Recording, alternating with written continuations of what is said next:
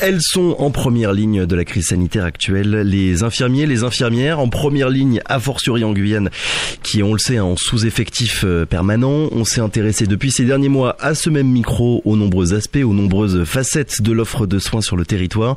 Ce matin, focus sur la formation des infirmières. Pour en parler, nous sommes avec le directeur de l'IFSI, l'Institut de formation en soins infirmiers de Cayenne, Eddy Constantin. Bonjour. Bonjour Monsieur Zamit. Merci beaucoup d'avoir accepté notre invitation et d'être avec nous ce matin. Déjà pour qu'on visualise tous qui vous êtes, l'IFSI, c'est quoi exactement? Vous dépendez de qui? De l'hôpital, de l'université? Comment est-ce que ça marche? Un petit peu de tout le monde. Oui. Notre établissement support, c'est bien sûr le centre hospitalier de Cayenne. Après, on est une formation d'enseignement supérieur au même titre que d'autres formations de l'université, donc on est rattaché à l'université à ce titre-là. Après, notre budget de fonctionnement nous est donné par la région, au titre de la formation professionnelle. Par la CTG, bien sûr. Et donc, vous le voyez, on a différentes tutelles autour de nous, en tout cas. Ça fait combien de temps que l'IFSI existe, qu'on forme des infirmiers et des infirmières en Guyane? En Guyane, depuis les années 50, l'IFSI existe depuis 53-54, je crois. Commencé avec des petites promos, et puis aujourd'hui, on devient un établissement avec 300 étudiants. On aura 300 étudiants en soins infirmiers à la rentrée. 300 étudiants au total, mais promotions de combien d'élèves? 200 à chaque fois. Ouais. C'est un niveau licence en fait. C'est parallèlement au diplôme d'état, c'est une licence en sciences infirmières. D'accord. Donc 3 années, 3 promotions de 100, donc 300 étudiants. Et ce nombre, il a vocation à grandir. Je crois qu'il y a un objectif de 170 places à terme, c'est ça? Oui, c'est ça. Il y a encore des réflexions autour de ce sujet-là, mais se rappeler quand même qu'à la rentrée 2019, donc il y a 2 ans, on a déjà doublé le nombre de quotas. D'accord. Donc c'était déjà un effort assez conséquent dans un contexte où on avait déjà constaté la vétusté du campus Saint-Denis là où on est actuellement. Donc on a déjà doublé les quotas et puis à horizon 2023 avec la mise en place du pôle universitaire des formations en santé dont le premier cycle médical, les kinés probablement, on envisagera une augmentation des quotas probablement à hauteur de 170. Alors j'ai des chiffres, il y a en Guyane 1837 infirmières et infirmiers, ça représente à peu près 600 infirmiers pour 100 000 habitants, 600 alors qu'en métropole c'est 900 pour 100 000 habitants selon les chiffres de l'ARS. C'est pas un scoop, on manque de professionnels de santé en Guyane. Il vient d'où le problème, j'ai envie de dire, juste sur la question du manque d'infirmiers? C'est parce qu'on n'en forme pas assez par rapport au nombre de la population? Oui, effectivement, on fait tout ce constat qu'on est en retard sur un certain nombre de professionnels de santé. Il n'y a pas que les infirmiers. Non, évidemment. Les infirmiers, au moins, on les forme. Faut se rappeler quand même qu'on a besoin de kinés, de manipulateurs radio, de préparateurs en pharmacie. On a besoin de médecins, bien sûr. Et donc, on est en retard un petit peu sur tous ces sujets. D'où cette volonté affichée, aussi bien par l'agence régionale de santé, par les établissements publics de santé, par les établissements privés qui ont aussi besoin des professionnels de santé, donc d'annoncer, d'afficher en fait des créations de formation et de l'augmentation des quotas d'étudiants en formation. C'est-à-dire qu'il y a des prévisions de fait sur la date à partir de laquelle la Guyane n'aurait plus besoin de recourir autant à des infirmiers qui viennent de l'Hexagone un peu pour renforcer les rangs? Alors des prévisions, c'est un petit peu plus complexe que ça. Je me doute bien. À l'horizon de 20 ans, on ne sait pas non plus ce que va devenir la Guyane. Donc c'est des projections, on va dire. Mais on essaie en tout cas de combler les retards dans les réflexions actuelles qui ont été initiées il y a quelques mois de ça, pour la mise en place, pour accompagner la mise en place d'un centre hospitalier régional universitaire. Je rappelle, il y a 3 socles pour faire un suivi. C'est à la fois l'organisation de soins, l'offre de soins, c'est-à-dire qu'un centre hospitalier ou en tout cas un groupe de centres hospitaliers sur le territoire de la Guyane qui se dit universitaire, il doit faire face à toutes les situations de santé. Donc ça c'est le premier socle. Le deuxième socle c'est l'enseignement et le troisième c'est la recherche. Donc dans le volet enseignement, là où on joue notre rôle à nous, il y a l'enseignement bien sûr des professions médicales, on pourrait se concentrer sur les médecins, les sages-femmes par exemple, et puis il y a tout le volet des formations paramédicales. Donc on sait qu'on a du retard, on sait qu'on a à créer des structures, et donc pour accompagner ça, on est sur des réflexions réflexion sur la mise en place d'un pôle universitaire des formations en santé sur le campus universitaire à horizon 2023. D'accord. Et donc ça nous permettrait de rattraper un petit peu le retard. Après, la date à laquelle la Guyane sera complètement autonome. Oui, je demandais pas forcément une date précise, non, mais voilà, une idée peut-être. Faut imaginer que la formation d'un médecin c'est long, la formation d'un kiné c'est 5 ans, la formation d'un infirmier c'est 3 ans, donc le temps qu'on rattrape tous ces retards, on est sur 10 ou 15 ans. On va encore avoir besoin de la métropole pour pallier à nos déficits, on va dire ça. Donc c'est vraiment sur ces points que la création du CHU, le centre hospitalier universitaire, ça pourrait vraiment concrètement changer quelque chose pour vous du côté de l'IFSI? Là on est tous partis sur un centre universitaire, donc la question n'est plus là. Moi j'essaie de jouer mon rôle sur la réflexion de la mise en place des formations non médicales. Ouais. Donc des formations non médicales. Non médicales. En fait, bien. Ce que on appelle les paramédicaux. D'accord, paramédicaux. Voilà, les infirmiers, les kinés, les manipulateurs en électroradiologie, les préparateurs en pharmacie hospitalière. Il y a 18 professions non médicales qui contribuent elles aussi à l'offre de soins. Un centre hospitalier ou en tout cas un dispositif de santé sur un territoire, c'est pas seulement les médecins, c'est aussi les paramédicaux, les infirmiers libéraux, tous ceux qui contribuent au maintien à domicile. On n'a pas parlé des aides-soignants, des auxiliaires de puériculture qui sont extrêmement importants en Guyane. Tous ces professions-là contribuent à améliorer l'état de santé de la population. Est-ce que vous avez des données sur la manière avec laquelle se passe l'entrée, la sortie d'études des étudiants que vous avez à l'IFSI? Déjà, est-ce que beaucoup restent en Guyane ou bien est-ce qu'il y en a d'autres qui partent ailleurs une fois qu'ils sont diplômés? La plupart restent en Guyane. Oui. On a quand même quelques étudiants qui, pour différentes raisons, sont arrivés dans notre IFSI et sont originaires d'autres territoires. On a chaque année quelques étudiants qui arrivent des Antilles ou de métropole et qui vont être à la sortie et qui repartent ensuite. Qui repartent ensuite. Mais la plupart de nos étudiants restent en Guyane, bien sûr. Et après, pour travailler surtout en libéral dans les hôpitaux, là, vous avez des chiffres un petit peu à ce niveau-là? Déjà, pour exercer en libéral, il faut d'abord avoir exercé dans un établissement. De manière collective. Donc on peut pas sortir avec son diplôme d'état et exercer directement en libéral. Donc faut bien rappeler ça à tout le monde. Ensuite, oui, la tendance quand même, c'est les établissements publics de santé, que ce soit de l'Ouest guyanais, du CHK à Kourou ou de Cayenne. Mais après, nos collègues du privé ont aussi besoin d'infirmiers. Donc chacun un petit peu se bagarre pour récupérer les étudiants à la sortie, ça c'est sûr.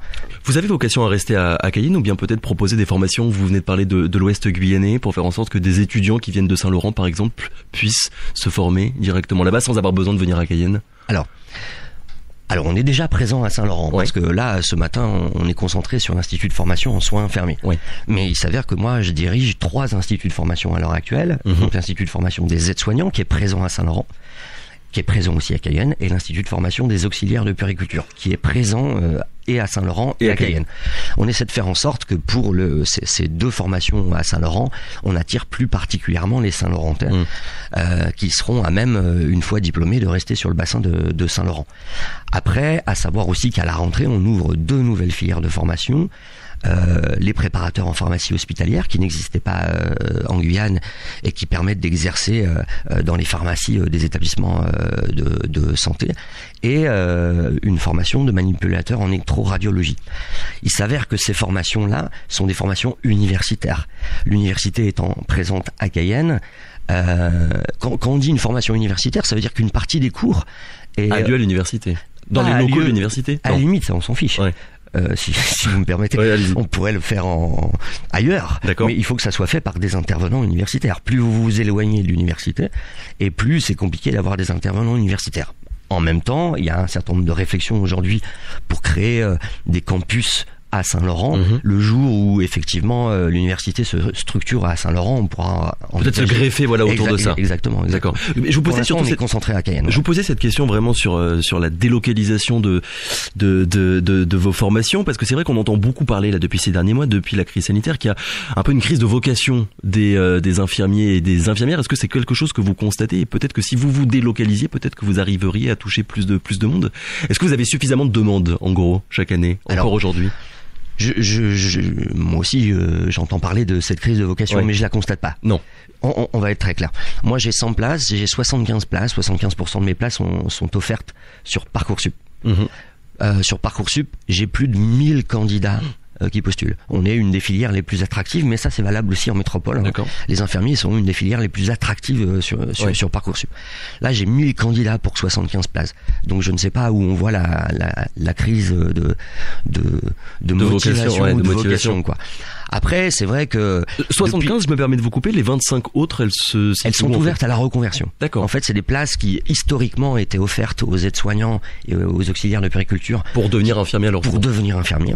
Aujourd'hui, ça s'est ouvert il y a 2 ans, en même temps que Parcoursup, ça s'est ouvert à un fleuriste en reconversion, un gendarme, un agent commercial.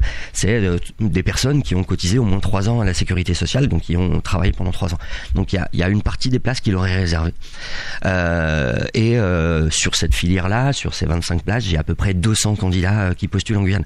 Donc moi, la crise de vocation, je la constate pas. Ouais, non. Après, si on prend un petit peu le recul et on sort un petit peu de la Guyane, c'est vrai qu'on se pose beaucoup de questions parce que la Covid a fait beaucoup de mal. C'est-à-dire que on entend les professionnels fatigués, épuisés, qui n'ont pas pu prendre de vacances. Donc c'est sûr que quand on est jeune et qu'on se dit on va mettre les pieds dans une formation où il va falloir travailler, ça peut faire peur. Ouais. Ça peut faire peur, voilà. Mais en Guyane, je la constate pas. On sait, Eddy Constantin, que les professionnels de santé, ils sont fortement concentrés sur l'agglomération de Cayenne. On a commencé un petit peu à en parler. L'agglomération de Cayenne qui regroupe 80% apparemment des infirmiers. Pourtant, il y a aussi les CDPS, les centres délocalisés de prévention et de soins, qui sont implantés un peu partout sur le territoire et qui impliquent évidemment un travail différent de celui sur le littoral. Dans la formation que vous faites, est-ce que vous préparez vos étudiants à potentiellement travailler dans ces centres de santé? Alors, oui, on a une réflexion que c'est suite à un échange avec Madame Debord sur ce sujet-là d'ailleurs, parce que c'est un superbe exercice, l'exercice en CDPS. Faut imaginer ce que c'est qu'un infirmier qui passe un mois dans une zone un petit peu reculée. Il fait face à des situations très très très variées. Donc c'est un exercice auquel il faut être préparé, mais qui est enthousiasmant. Moi, mon rôle, c'est effectivement me servir des 3 années et des différents stages possibles pour sensibiliser une partie de nos étudiants à ces modèles d'exercice qui sont des modèles pas courants. On les retrouve quand même sur d'autres territoires, hein, mais oui, là il y a tous les témoignages d'infirmiers, même de personnel soignant qui vont dans ces zones-là et qui disent à peu près la même chose, que c'est vraiment différent de ce qu'ils ont l'habitude de faire ailleurs. C'est différent. Vous êtes immergé au cœur de la population, vous suivez à la fois des pathologies chroniques, à la fois l'entorse de cheville sur le stade de foot le dimanche, et puis je sais pas, un coup de machette avec un orpailleur et des problèmes de paludisme. Donc vous passez à tout un tas de situations. Donc c'est enthousiasmant. On essaie nous de développer des partenariats avec différents CDPS pour amener nos étudiants à aller en stage là-bas, pour qu'ils découvrent ça. Donc on l'a fait avec Saint-Georges, on est en discussion avec Maripasoula. Donc on essaie petit à petit de rendre pas ça comme obligatoire, mais pour les étudiants qui seraient intéressés, de pouvoir aller en CDPS. Après, c'est pas si simple que ça, parce que notre principal obstacle, nous, c'est l'hébergement. Hein, faut savoir qu'un infirmier qui part en stage, il part en stage 10 semaines, 2 mois et demi. Donc ça pose des soucis à partir du moment où il est en famille, où il a des enfants, où il a un conjoint. 2 mois et demi en territoire reculé, c'est pas si simple que ça. Et il faut qu'on puisse les héberger. Donc on est sur ces sujets-là, oui, de se servir de ces 3 années-là pour sensibiliser nos étudiants, pas que d'ailleurs à l'exercice en CDPS, à tout un tas d'exercices. On a une partie de nos étudiants qui vont faire des stages en cabinet libéral, qui vont faire des stages, on sollicite, enfin on propose en tout cas aux étudiants qui réussissent à trouver des stages en métropole, aux Antilles, en humanitaire. Mais finalement, la formation que vous proposez ressemble un petit peu à toutes les réalités qu'ils pourront rencontrer une fois qu'ils travailleront. Excusez-moi, il y a une mission d'inspection ministériel qui était venu sur le territoire il y a quelques mois et qui avait sorti un long rapport pour faire un état des lieux sur l'offre de soins. Ce rapport, il a fait beaucoup de recommandations, et parmi ces recommandations, il y a celle de, je cite, doter l'IFSI d'une implantation définitive sur le campus universitaire. Vous avez commencé à en dire quelques mots, j'aimerais qu'on y revienne. On se souvient qu'il y a des étudiants de l'IFSI qui avaient dénoncé, c'était au mois de février je crois, l'état des locaux et les conditions dans lesquelles ils étaient accueillis. On en est où sur ce point, sur le site, sur les locaux? Allez, on y est presque. Oui. Ouais, on va dire ça. Oui, effectivement, les étudiants étaient fortement interpellés sur les conditions de formation. Faut imaginer qu'en mai 2019, quand l'ensemble de nos partenaires décident de nous implanter sur le campus universitaire, c'est qu'on a déjà fait le constat que le campus Saint-Denis, là où on est actuellement, est déjà dépassé. Oui. Mais en mai 2019, quand on décide cette implantation-là, on n'a pas encore doublé l'effectif des étudiants. En septembre, on double l'effectif des étudiants. Donc on se retrouve avec un constat de vétusté et avec un nombre d'étudiants supplémentaires. Donc on ne peut pas améliorer les conditions de formation avec ces deux paramètres. On va déménager cet été sur le campus universitaire. Donc pour la rentrée prochaine, ce sera bon normalement ? Pour la rentrée prochaine, on est sur le campus universitaire. Pour ceux qui ont le loisir de se balader sur le campus universitaire, la structure est en finalisation d'installation. Oui. Donc la rentrée aura lieu sur le campus universitaire. Mais on est déjà sur le projet futur, parce que là c'est une implantation provisoire. Oui. Le projet futur, c'est vraiment la construction d'un bâtiment qui accueillera les formations en santé, médecine, kiné, infirmier principalement. Et là il y a une date 2023. 2023. Allez, rentrée 2024. Normalement, ce sera l'objectif est là. Dernière question, Eddy Constantin, parce qu'il est déjà 7h31, crise Covid oblige, et à cause du manque de personnel soignant, il y a des étudiants de l'IFSI justement qui sont envoyés en renfort dans les hôpitaux. Comment est-ce que ça se passe ? Déjà, est-ce que c'est quelque chose d'inhabituel ? Est-ce qu'on l'a observé aussi dans d'autres régions françaises ? Alors non, c'est pas quelque chose d'inhabituel. Dès l'arrivée du Covid, un certain nombre de textes ont encadré la possibilité de mobiliser des étudiants en stage. En Guyane, si on doit se comparer à d'autres régions fortement touchées, on a moins mobilisé les étudiants. D'accord. Donc pour être très clair. Après, là, il faut qu'on s'entende, on parle des étudiants de 2e et 3e année. Parce que quand on est étudiant infirmier, quand on arrive en 2e année, c'est pas automatique, mais on a l'équivalence de l'exercice d'aide-soignant. D'accord. Donc en fait, ils sont potentiellement mobilisables en tant qu'aide-soignant. On a fait le choix avec mes collègues des 3 établissements publics de santé de concentrer au moment de la 3e vague les stages sur les établissements publics de santé, donc moins de stages en extra-hospitalier, cabinets libéraux, etc. De façon à ce que les services puissent s'appuyer sur des étudiants en stage. Et puis après, plus on approchait du diplôme d'État, le diplôme d'État est le 13 juillet, donc dans à peine un mois maintenant, c'était l'idée de pas dégrader la formation et de ne pas trop s'appuyer sur les 3e années qui ont encore besoin de formation.